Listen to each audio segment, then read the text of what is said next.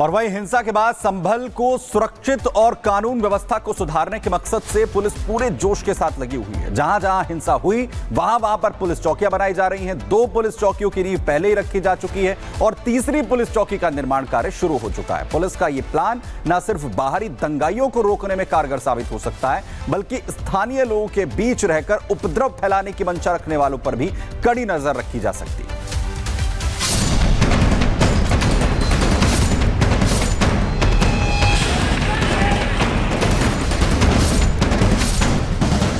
24 नवंबर 2024 ये वो दिन था जब संभल दहल उठा था। उपद्रवियों ने शाही जामा मस्जिद का सर्वे करने पहुंची न सिर्फ एएसआई टीम बल्कि पुलिस पर भी हमला बोला था। चारों तरफ से उपद्रवी ईंट पत्थर चला रहे थे। जिन ईंट और पत्थर से पुलिस पर हमला हुआ, अब हिंसा की उन्हीं ईंट से एक और पुलिस चौकी का संभल में निर्माण शुरू हो गया। तस्वीर हिंदूपुर खेड़ा इलाके की है, जहां पुलिस को निशाना बनाया गया और अब यहीं पर हिंसा के बाद पुलिस चौकी निर्माण हो रहा है। ये वही जगह है हिंदूपुर खेड़ा जहां पर पत्थरबाजी हुई थी। मेरे पीछे आप ईंट देख रहे हैं और ये चौकी निर्माण का कार्य बहुत तेजी से यहां पर चल रही है। तकरीबन 12-12 फीट ऊंची जो दीवारें हैं वो यहां पर खड़ी होना शुरू होगी और लंबाई के तरीके से ये जो चौकी है वो यहां पर बन रही है और बहुत तेजी से इस चौकी को बनाने का जो काम है वो किया जा रहा है। ये हिंदूपुर खेड़ा वही इलाका है जहां पर पुलिस पर पथराव किया गया, महिलाओं द्वारा छत पर चढ़कर पथराव किया गया और अब उसी जगह पर ये चौकी का निर्माण है वो किया जा रहा है। पुलिस पर जिन पत्थरों से पथराव किया गया वो पत्थर यहाँ पर मौजूद है और लगातार चौकी बनाने में उन पत्थरों का जो इस्तेमाल है वो किया जा रहा है। जिस चौराहे की आड़ लेकर पत्थरबाजों ने पुलिस पर हमला किया, जिसमें 3 पुलिसकर्मियों को गोली लगी, 3 महिला उपद्रवी गिरफ्तार हुई, उसी चौराहे के ठीक सामने तीसरी चौकी का निर्माण हो रहा है।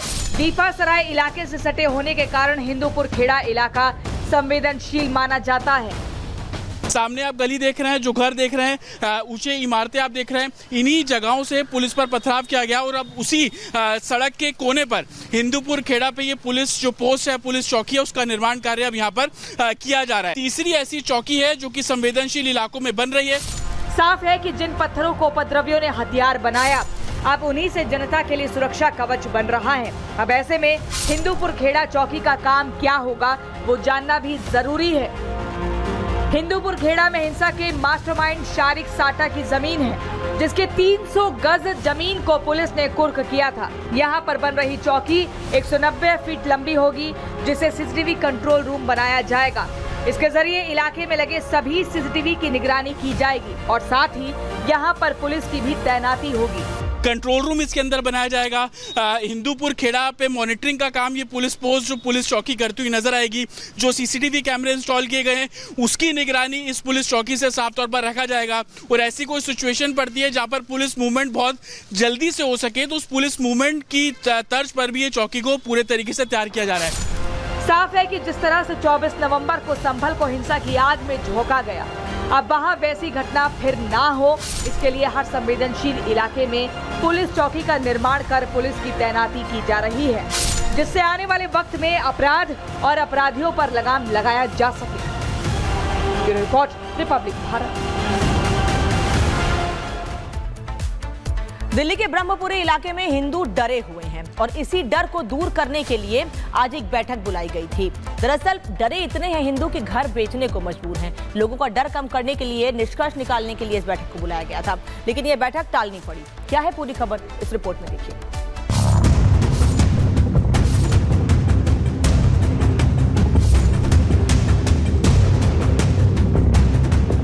ब्रह्मपुरी में लोगों को डर लगता है। लोगों का ये भय वहां घरों के बाहर लगे पोस्टर के रूप में नजर आ रहा है। ब्रह्मपुरी में इलाके में दहशत का पूरा किस्सा आपको बताएंगे, लेकिन उससे पहले आज की ये तस्वीर देखिए। बैठक लोगों में खौफ कम करने के लिए बुलाई गई थी। उस पर चर्चा विचार विमर्श के लिए था, लेकिन बैठक को टालना पड़ा।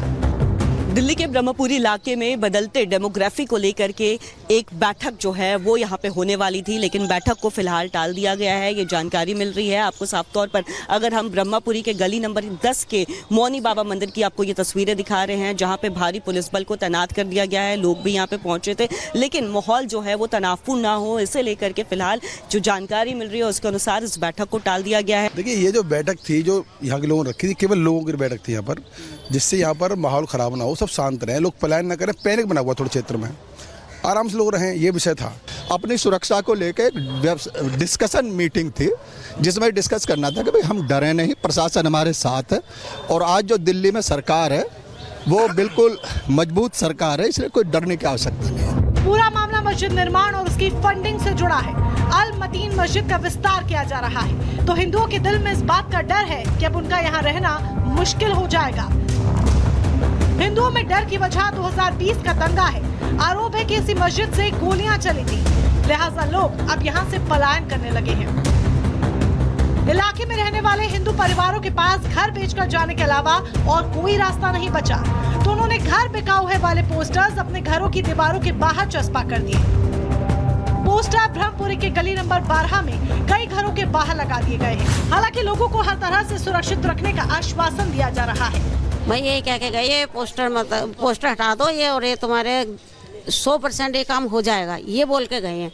और फिर वही जाने उनका जो उनके भरोसा है या नहीं आप लोग? नहीं, भरोसा तो है, जब इतनी बड़ी बात कह गए तो भरोसा तो है, कुछ तो करेंगे ही जब आए हैं तो यहाँ पे। थोड़ा संबल मिला आज? हाँ, कुछ तसल्ली मिली है थोड़ी सी। देखो, मैं तो अपने घर का दोबारा लगाऊंगी पोस्टर, क्योंकि जब तक मस्जिद का निर्माण जो हम चाह रहे हैं कि हाँ भाई ये रुक जाए, क्योंकि मस्जिद की जगह तुम घर बनाओ, हमें घर से रहने में कोई ऑब्जेक्शन नहीं है तुम्हारे। ऑलरेडी मस्जिद 13 नंबर में हैगी, तो तुम्हें 12 नंबर में लाने की क्या जरूरत पड़ गई मस्जिद को? उनको आश्वासन देने आए, क्योंकि कहीं ना कहीं सब हमारे हिंदू भाई हैं और हमारे सनातनी लोग हैं, और सनातनी लोगों में जब भी कोई ऐसी दिक्कत होती है तो हमारा फर्ज है कि हमें वहाँ पहुँचे। इसीलिए मैं आया, मुझे बताया गया कि 13 नंबर गली में कोई बहुत साल पहले कोई प्लॉट लिया गया और रहने के लिए लिया गया, और उसमें फिर बाद में नमाज पढ़नी चालू कर दी गई। तो हमने यही कहा कि भाई ऑलरेडी तुम नमाज पढ़ रहे हो, तुम्हें क्या जरूरत है यहाँ पे इसको बनाने की। इन गली मोहल्लों में रहने वालों का कहना है कि मस्जिद के पास शिव मंदिर है, जिसमें हिंदू परिवार भजन कीर्तन करते हैं, लेकिन अगर मस्जिद का गेट शिव मंदिर की तरफ खुलेगा तो इससे दोनों पक्षों के लोगों को परेशानी होगी, और ऐसे में दोनों पक्षों में विवाद भी बढ़ सकता है। Bureau report, Republic Bharat. Break के बाद स्वागत है, आगे बढ़ते हैं। बिहार के गोपालगंज में बागेश्वर धाम के पीठाधीश्वर पंडित धीरेन्द्र शास्त्री ने सनातन संदेश दिया है। उन्होंने कहा है कि हिंदू एकजुट हो जाएं, नहीं तो देशद्रोहियों को इस देश पर अपना हक जमाने का मौका मिलेगा, और इसीलिए सभी सनातनियों को एकजुट होने की जरूरत है। रिपब्लिक भारत से खास बातचीत में उन्होंने और क्या कुछ कहा, आपको सुनवाते हैं। तो रिपब्लिक भारत पर इस समय पंडित धीरेन्द्र शास्त्री हैं। बाबा बागेश्वर का इस समय दिव्य दरबार गोपालगंज में लगा हुआ है, और इस समय बाबा बागेश्वर को लेकर चर्चाएं पूरे देश भर में है। सबसे पहला बयान बाबा बागेश्वर का, बिहार से हिंदू राष्ट्र बनाने की आवाज उठेगी, जिसकी चर्चाएं जोरों पर है। आपको ऐसा क्यों लगा? बिहार वो भूमि है जिसने बहुत कुछ दिया है पूरे देश को। शून्य का ज्ञान देने वाले आर्यभट्ट को बिहार ने दिया, प्रथम राष्ट्रपति बिहार ने दिए। ज्ञान की भूमि नालंदा जिसे कहा जाता वो बिहार ने दिया। मैया जानकी भक्ति माता है वो बिहार ने दिए। और तो ठीक है, सुश्रुत जो सर्जरी के जनक हैं वो भी बिहार ने दिए। तो बिहार की अद्भुतता बहुत अनूठी है, यहाँ के लोगों की श्रद्धा और आस्था बहुत अद्भुत है। हमारा मानना, हृदय का मानना, हमारी भावनाओं का मानना, और पूर्ण रूप से हमारा मानना है कि हिंदू राष्ट्र की आवाज़ अगर कहीं से बुलंद होगी तो भारत में बिहार से होगी। अगर हिंदू राज्य बनाए जाएंगे, वो पहला राज्य अगर कोई होगा भारत का तो वो बिहार होगा।